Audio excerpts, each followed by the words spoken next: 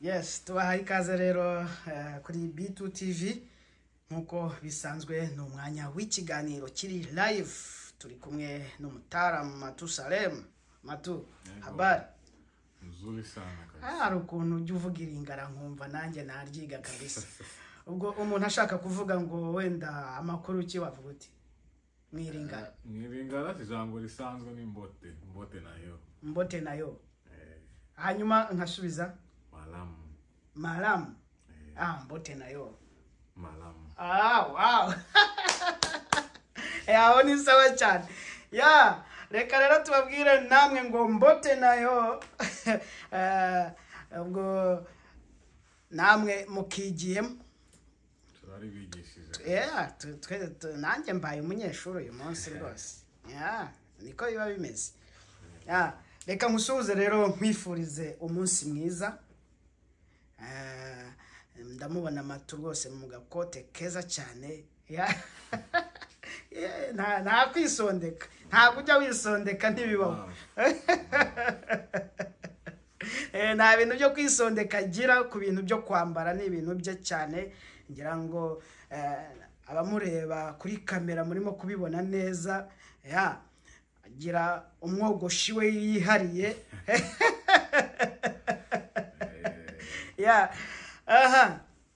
Amakuru y'iminsi Matu. Safi sana kabisa. Hari haciye iminsi. Ko haciye iminsi cyane. Ibintu biragenda nk'uko byifuza. Niyo bitagenda turashima Imana n'ubundi. Imana iba yakoze byinshi. Yego. Reka rero tubwire abaduteze amatwi ko muri aka kanya tugiye kuganira ku kintu gikomeye cyane. Tugiye kuganira rero ku nsanganyamatsiko igaruka ku urubyiruko rubinaha, urubyiruko rwavuye cyane by'umwihariko tuba tuvuga urubyiruko rwavuye hariya mu Rwanda, urubyiruko rwavuye hariya mu Burundi, Congo, Uganda, ibi bihugu mbese bya Afrika, byo muri Afrika, ariko Afrika bya bihugu tuvuga ngo bikishakisha ba bantu baza hano rimwe na rimwe. Hari abaza baje kwiga, n'urubyiruko ruza ruje kwiga cyangwa se ruje kuhaba. Urwahavukiye narwo rurahari, ntago navuga yuko rudahari kuko imyaka ni myinshi. Abagiye baza kuva imyaka yose yabanje, abanyarwanda cyangwa se abanyafrika bagiye baza. Nahoze ndeba nsanga uziko abanyanigeria aribo badokiteri bakomeye hano abenshi. Banayija baradustamba. Mperutse kujya muri neighborhood yabo. Umuntu akakwereka ati iriya nzu iriya ni y'umunyanigeria w'umudokiteri, iriya ni y'umunyanigeria w'umudokiteri. Bafite ahantu bagiye barakaba. Oh my god. Ubutani twebwe kabisa. Ibintu byose birashoboka kandi buriya Imana iyo yaguteye iteka ntacyo utageraho. Ntiwihebe rero, uyu munsi bishobora kuba bitagenda neza ariko ejo bikagenda. Byose bituruka kuri Nyagasani. Ndakwakiriye rero muri studio za B2 TV n'abandi mwese mwakoze subscribe uyu munsi, namwe ndabakiriye. Reka rero twinjire neza mu kiganiro nkuko bisanzwe iteka. Wa mugani wa padiri ati nkuko bisanzwe iteka. Hanyuma Matu, hari ibintu bigenda bigaragara cyangwa se utubazo tumwe na tumwe tugenda tugaragara, abantu bakavuga bati ariko se biterwa n'iki? Ikibazo cya mbere hari ukuba urubyiruko rwinaha rudakunze kujya gusenga.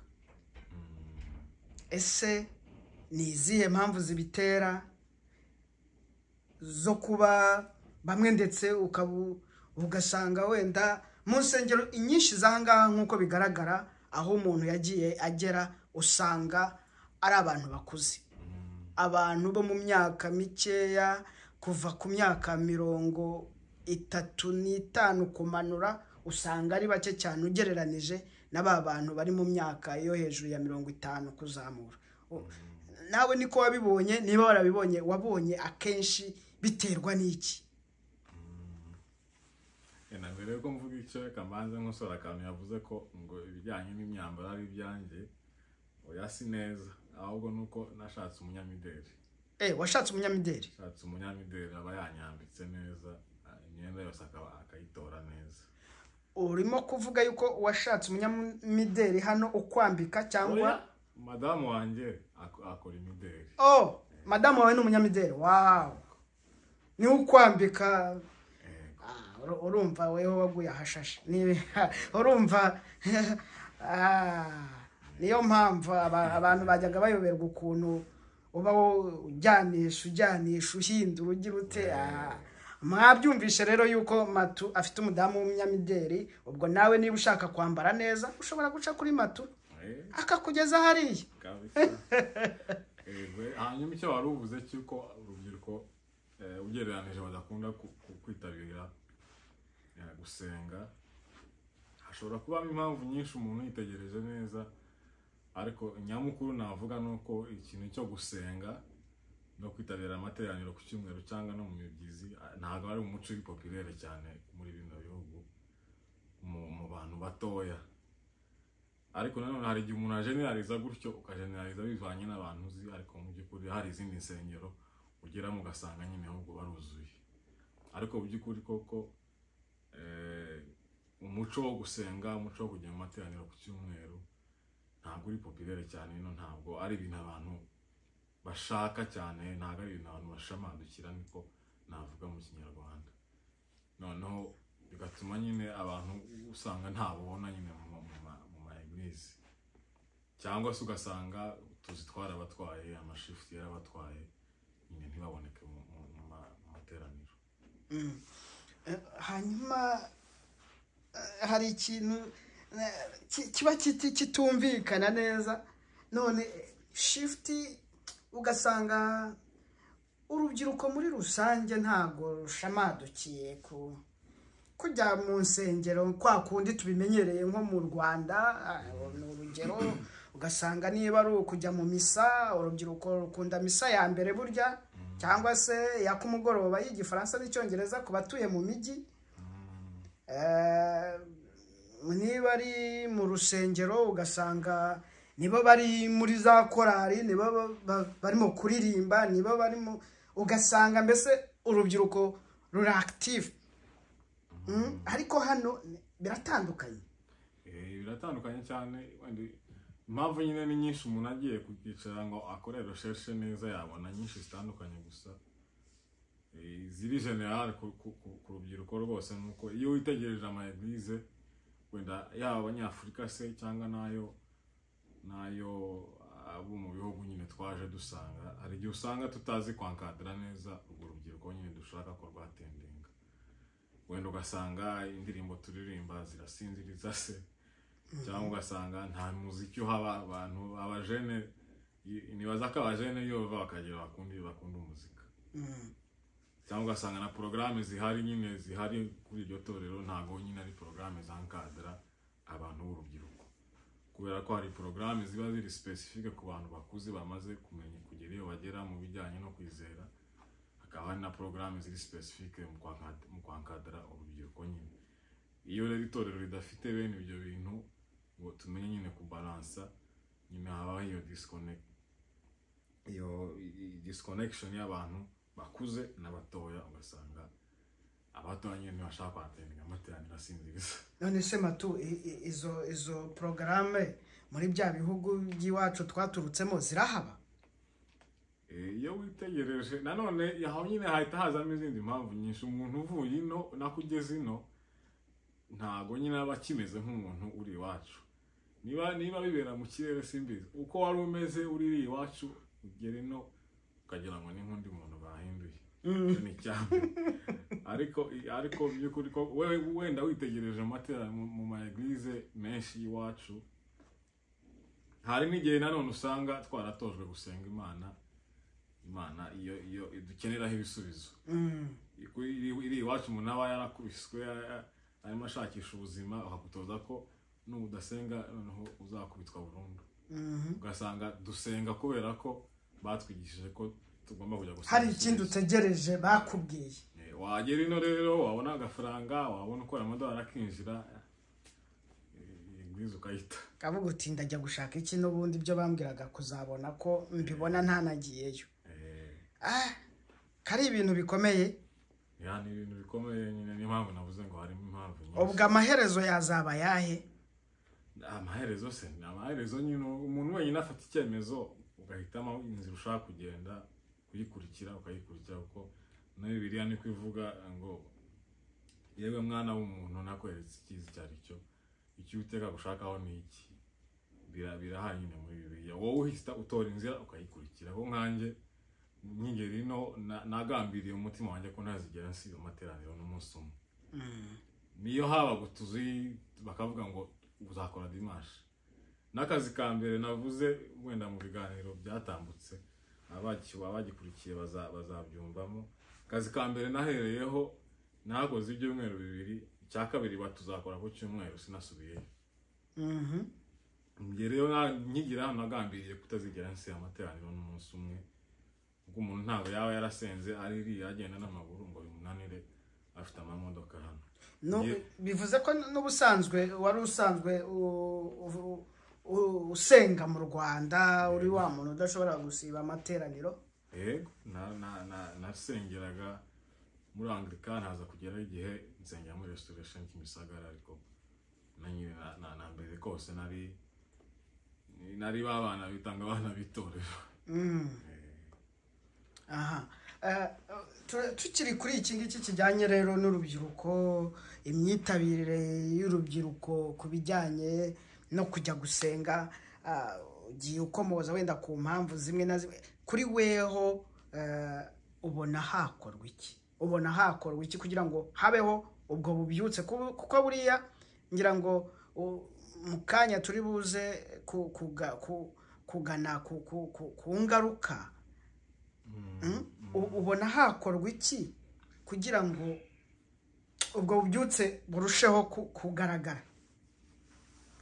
Icyambere nyine cyakorwa habamo nyine cyo nakomojeho nyine cyo kugira ama programme nyine afata urubyiruko kuko niyo witegereje urubyiruko yenda hari impamvu nibinyohera kubivuga nuko hari Imana nyine ifite ukuntu yarateguye umuntu nanjye sindi mukuru cyane nanjye ndi muri urwo rubyiruko ariko hari uburyo umuntu aba yaragiye azamuka ukamenya nyine guhagarara hagati y'amageneration kuko na mbere nari umuririmbyi nanacuranga natangiye nacuranga byo kuririmbiza mu nyuma ariko nayoboraga nyine louange na adoration nyine muri itorero nasengeragamo ikagusaba rero kumenya kujera nyine abantu batandukanye bari muri eglise n'utera indirimbo ziguruka cyane ngusige abasaza bakeneye kuririmbiza mu bitabo. Bituma rero ngenda menya kumenya kujera nyine amageneration. Icyo navuga rero nyamukuru nyine nuko mu itorero tugira nyine tugomba kugira ama programme nyine yankadra urubyiruko habamo ahari gusohoka kujya mu restaurant kujya mu picnic kujya mu park ibintu bene ibyo nyine no kugira louange ishyushye no kugira nyine na sound ivuga neza nyine ukabona ko ari ahantu nyine hari welcoming ku bantu nyine urubyiruko kuko muri iyi si yihuta gutya iyo witegereje ibintu biba kuri social media umuntu nyine ufite access kuri social media YouTube Instagram n'ibindi agenda abona ishusho z'ibintu bitandukanye ibyo rero bikamuremamo ikindi kintu iyo atabona bya bintu nyine aguma abona avuga ati se aha n'ubundi ndahazi iki ko muna akonje kubi rero ubwo bubyutse cyambere twe nk'itorero ndabivuga nyine kuko nsanzwe nyine nsengera nk'itorero ni Hope Apostolic Church niyo mpamvu ndi kuvuga ngo twe nk'itorero twagombye kugira nyine izo programme zankadra urubyiruko icyo ni icyambere. Aha navuga ko ari nacyo nyamukuru. Ushatse kuvuga yuko iri koranabuhanga naryo rifite impinduka nini ku rubyiruko? Si n'urubyiruko gusa n'abantu bose nyine ikoranabuhanga uko rizana ibyiza niko rizana n'ibibi. Hanyuma ubona ingaruka zizabiziye? Ingaruka ya mbere umuntu ashobora kuvuga nuko abantu ntitukiganira mwicaye ahantu mwahuye mwaje nko gusura umuntu wese ari kuri telefone yiwe kandi warebye tureba na ama shorts kuri YouTube na mariri bya bindi bita mariri kuri Instagram ni stati kuri WhatsApp uhindura nta kindi kintu tureba kinafatika yewe nta muntu urimo yiga biology cyangwa shimi cyangwa iki iyo twasuranye tuba turi mu masitati iyo urumva ni ingaruka ya mbere. Hanyuma nyine yindi nuko nk'abana batoya birabarabura cyane mu mutwe ugasanga atabonye telefone ntasinzira.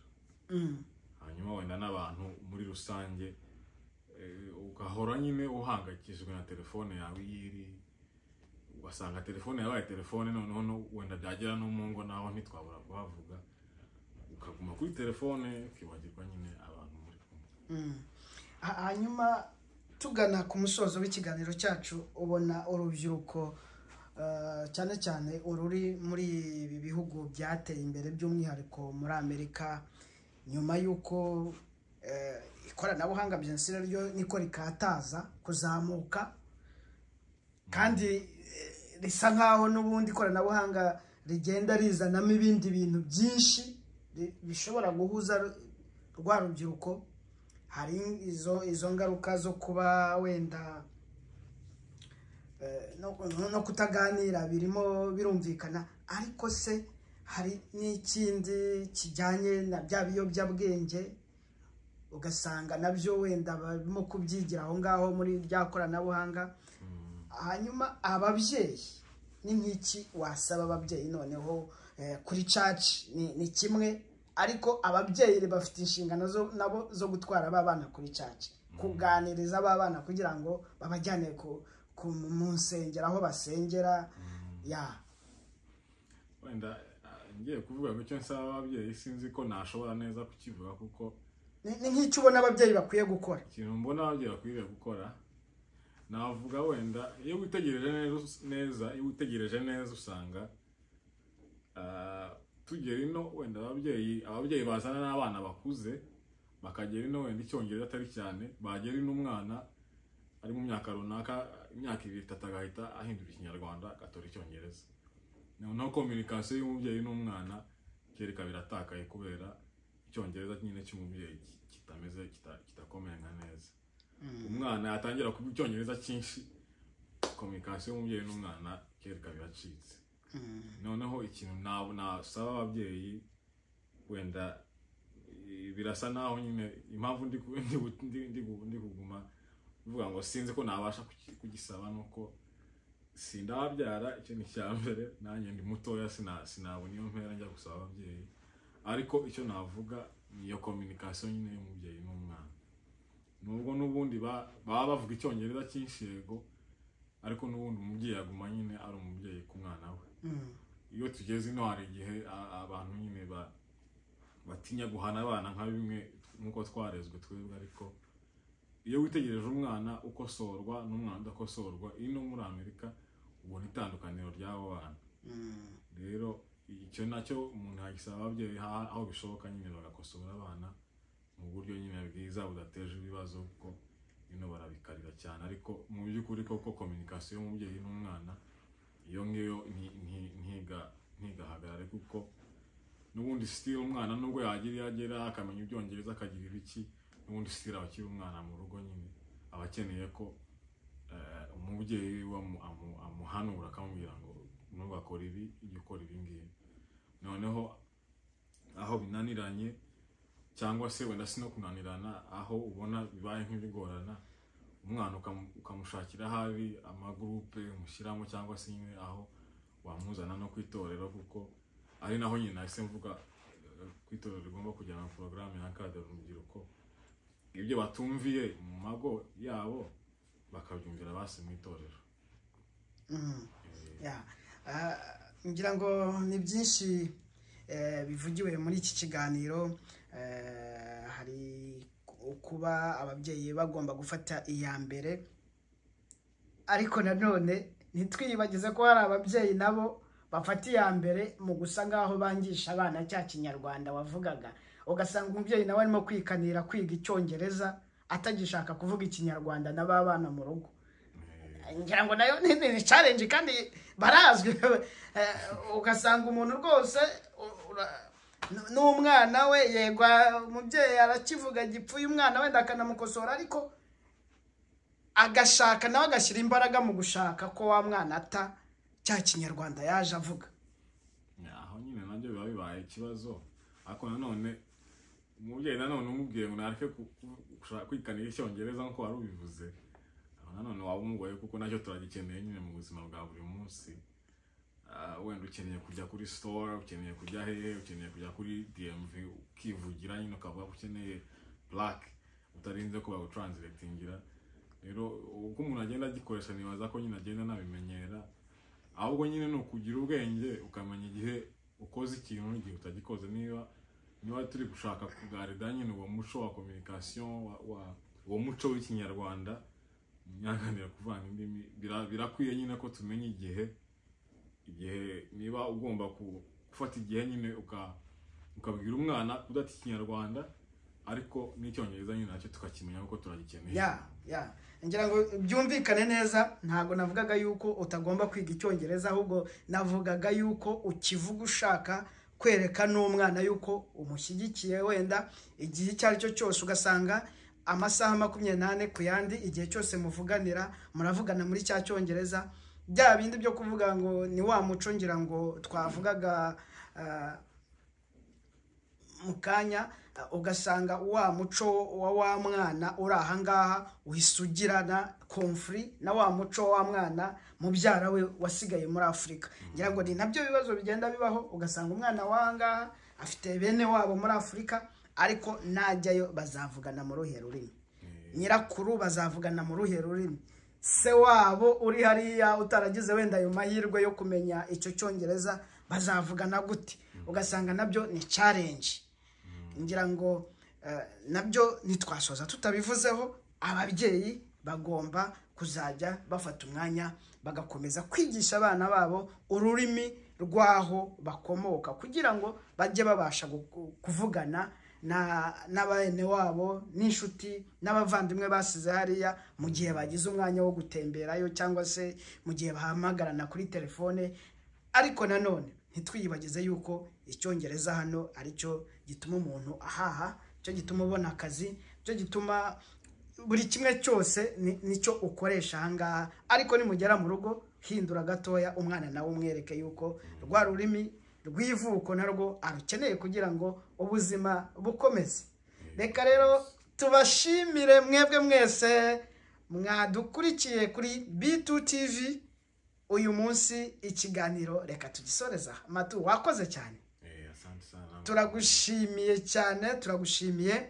N'ubwitange, ngira ngo akazi kaha nkuko wahoze ubikomozaho, ntabwo biba byoroshye umuntu kwigomwa iminota ye ingana gutya kugira ngo aze mu kiganiro live atange umusanzu we. Ni umusanzu ukomeye, ni umusanzu ukomeye. Ngira ngo guhugurana mu ijambo ry'Imana,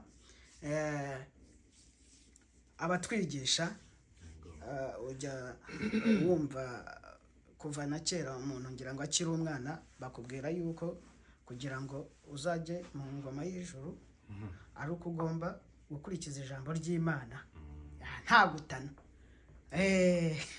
Reka tubashimira rero, ikiganiro cyacu nakagaruka. Caca, bye bye.